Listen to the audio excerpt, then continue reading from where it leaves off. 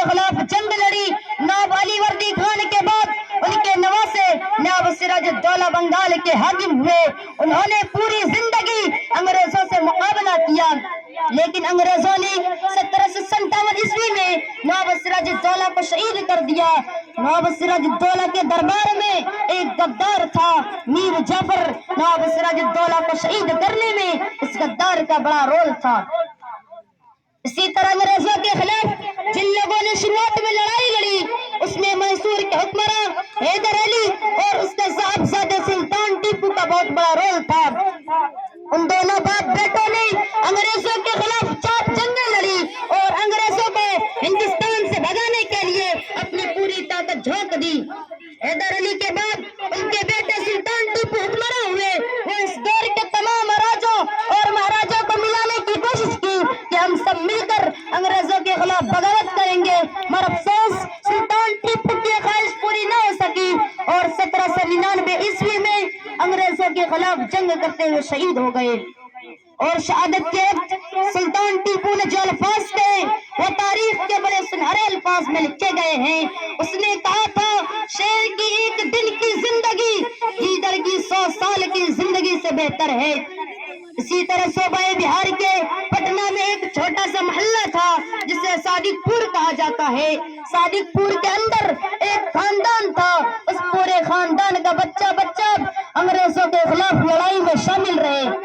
باپ مرتے وقت اپنے بیٹے کو یہ وصیت کرتا کہ جب تک انگریزوں کو ہندوستان سے بھگانا دینا، چین سے نہیں بیٹھنا۔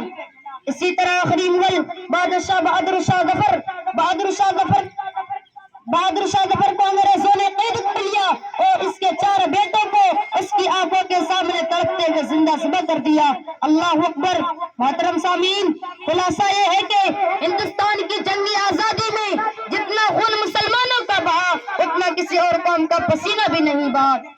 اس ملک کی آزادی کی راہ میں جب کبھی آزمائشوں نے دعوت دی تو اس ملک کے مسلمان کبھی قدم پیچھے نہیں ہٹائے بلکہ سینہ تان کے آگے بڑھتے رہے، یہ کہتے ہوئے سرفروشی کی تمنا اب ہمارے دل میں ہے، سرفروشی کی تمنا اب ہمارے دل میں ہے، دیکھنا ہے زور کتنا بازوئے قاتل میں ہے۔